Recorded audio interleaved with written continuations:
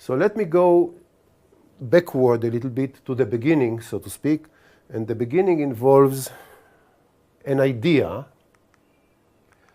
that came actually from the originator of this idea, the Blue Brain Project. So before the Human Brain Project, there was the Blue Brain Project, some 7, maybe a little bit more years ago. The idea was twofold. The idea was to build a new platform for first databasing the brain. So take the data of the brain, whatever we know about the brain, databasing the brain. As I said, I told you in the first lecture, when you speak about data about the brain, there are so many levels of data. You can speak about genes associated with brain circuits. You can speak about proteins. You can speak about synapses, about channels, about a whole neuron, a network, a behavior. All these are data about the brain. So what should be a mechanism to systematically database the brain? I should say that we, as a society of neuroscientists, did wrong along the years because we did not develop a platform for collecting and preserving data. So most of the data that comes from particular labs are lost in a sense. They are not completely lost because they are used to generate papers, discussions, and so on. So data is available in some sense, but not the data itself many times. So one cannot, for example, in Israel, replicate or go into a data of another lab in a direct way and use it to understand something that comes from your lab and so on. So we want to database the brain. That's one of the big missions of the Blue Brain Project and the Human Brain Project. How to build a platform at all levels, from genes to behavior, at all levels that are accessible for the general, not public, because this data is mostly interesting for neurologists, for medical doctors, and for neuroscientists like myself. So this is the issue of the database, which is not a controversial issue. The more controversial aspect of the Blue Brain Project and later of the Human Brain Project is the issue of simulation based on the data. So you already understand what simulation is, because I showed you the Hodgkin-Huxley taking data, recording from neurons, from the giant axon of the squid, looking at the data, at the concentration of ions, and recording conductances and so forth, using the data to simulate, to build a model of the spike. Not only writing equations, but simulating the equation to generate a spike, a simulated spike, comparing it to the recorded spike and so on. Now we are talking about simulation of much larger circuits, many, many cells, not only one cell, not only one spike. And this is controversial. We'll discuss a little bit about that later. And the whole field, so to speak, is called simulation-based research. You want to simulate in details, in very fine details, the system you study. And the system is a brain, a piece of a brain, networks. And the question is, can we simulate? Is it reasonable to simulate? Is it useful to simulate? What can you study? What can you learn via simulation and so on? So the idea is not only to collect data, but use this data, as Hodgkin-Huxley did for the spike, to use this data to generate a realistic simulation of the network you are interested in, hoping that via this process of from data through simulation, you will get an understanding.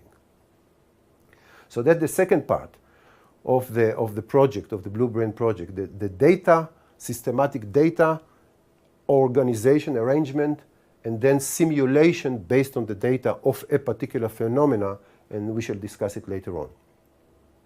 In some people call this reverse engineering, because you take the system, you decompose it to elements, to spikes, to neurons, to synapses, and so on. You decompose it, you break it down to elements.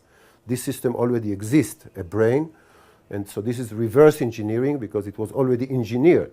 Now you reverse engineer it by taking it into parts and then rebuild it in the computer, simulate it in the computer, copy the system in the computer, and then simulate the system, hoping that you will understand via simulation.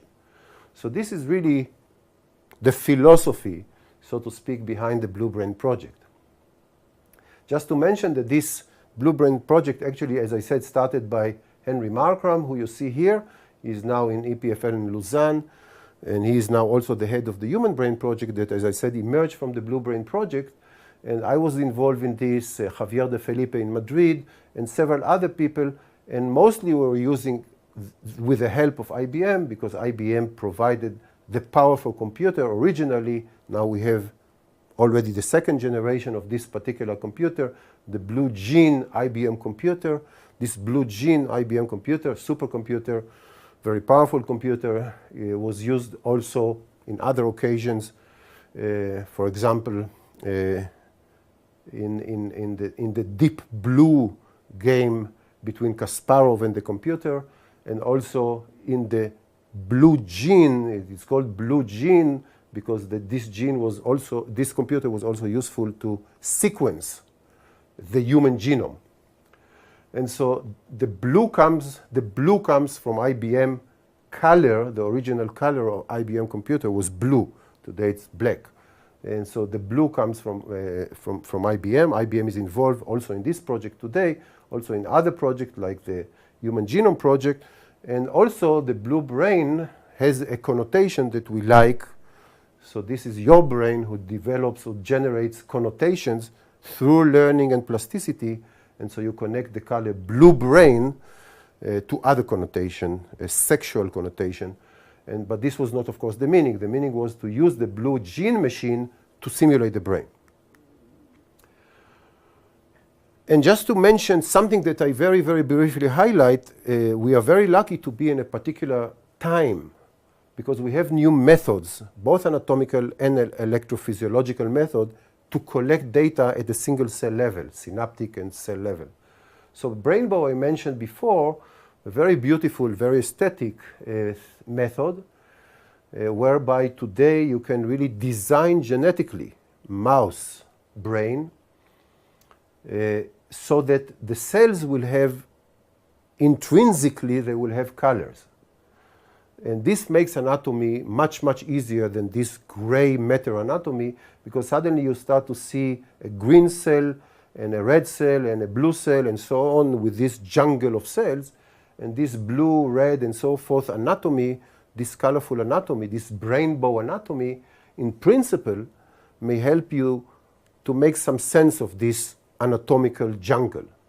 Because now the trees in the jungle have colors, and this may help to find out whether the green axon is approaching, yes or no, the blue dendrite, yes or no. And this helps you just to direct yourself, so to speak, within this network. So this new anatomical, and this is only one of them, is really extremely helpful for getting a database that is much more systematic and complete relative to the Ramon y Cajal and Golgi original data, which was very sparse, as I mentioned in the second talk.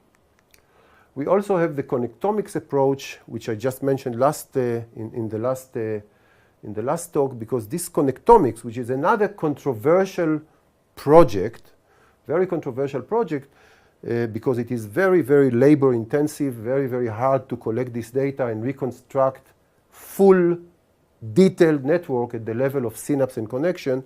This is just one example from the work of Sebastian Sung and his colleagues, whereby they take a piece of cortex, in this case a very small piece of cortex, 20 micrometer, very small piece of cortex, and reconstruct it fully, completely, using EM slices. This is the term connectomics here. And you can see a full network. These are, of course, fake colors. This is not Brainbow.